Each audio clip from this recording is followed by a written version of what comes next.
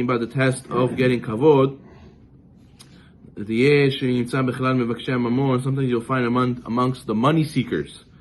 Someone who has achieved this complete financial goal. He said, this year I'm going to make $5 million. And he did it.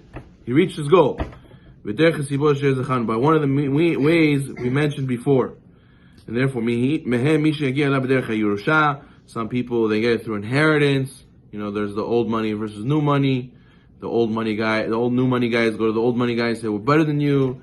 See, anybody could take over his father's store. We started from nothing, So what happens? Such a person can think that his effort, the new money guys, or the inheritance, the old money guys, he says, oh, because of the store, because of my job, because of what I did, that's what brought me financial success. Without these means, I wouldn't have had nothing. Oh, thank God I got into Bitcoin at the right time. Oh, thank God I got into this at the right time. The market was good. Thank God I sold my Rolex before I went down. The person could think because of this, that's why he got his wealth. He praises the cause without realizing the means, without realizing who's the source of the cause.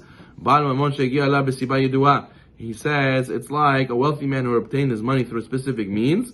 He has to realize that if it wouldn't be this, it would be something else. The person was destined to get it anyways. So therefore he says, you should have been in real estate 10 years ago, then you would have been like me. Oh, you should have cashed out at the right time like me. And then what? People always says they kick themselves and they say, oh, I should have, I could have, I would have. And then what? He says it's not true.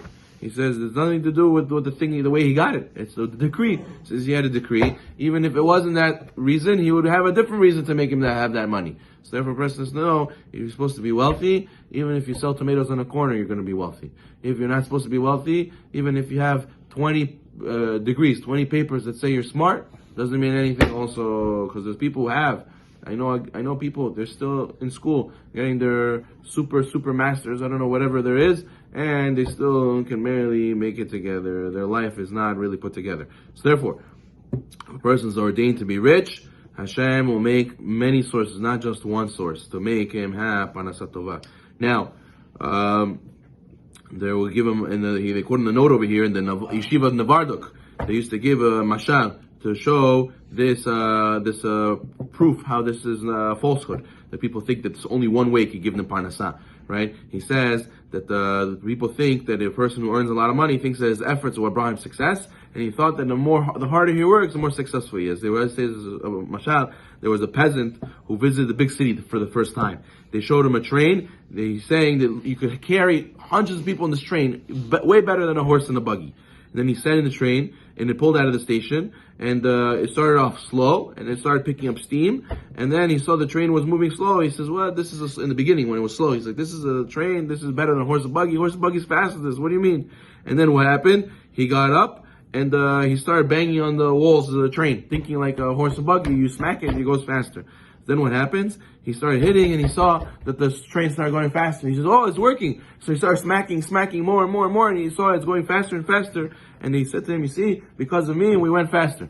So the person has to realize that that's basically the equivalent of a guy who says, you see, because of this XYZ, what I did, that's why I got Parnasat Tova. He says, no, you're right, you had to do something, but not because of this only Hashem has gave you. It's like the guy smacking the train, making you think that he goes faster. So therefore, a person has to know that the pasuk says in Shmuel, Ki en la Hashem ma'asor, le'oshia berav u'ma'ah. Nothing prevents Hashem from saving, whether through many or through the few. So the person has to realize that Hashem has many ways. And then he's afterwards he's talking about people who are wealthy. Now he's talking about people. He's going to start talking about people who have financial difficulties.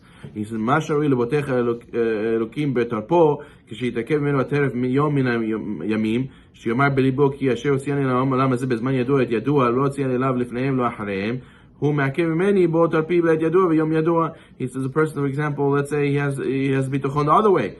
He doesn't have enough parnasah. He was trying his best to make a living. He couldn't. He has to say it to himself, Hashem who brought me to the world, and this time, and is this place, specifically here, and he didn't bring me later, he didn't bring me earlier. what? He forgot about me. He doesn't know what's best for me. Hashem, who gave you yesterday, He can't give you today. So therefore, a person cannot think that Hashem makes mistakes and forgot about you. Rather, this that He didn't make a certain amount of money, that's what's best for him. Whether it's because of averot, whether it's because of certain major calculations in Shemaim. But a person to know that he has to have bitachon in Hashem for sure, not only when it's good, also when it's bad. And sometimes we said the test of the wealthy is harder than the test of the poor, but nonetheless, everybody has to have bitachon.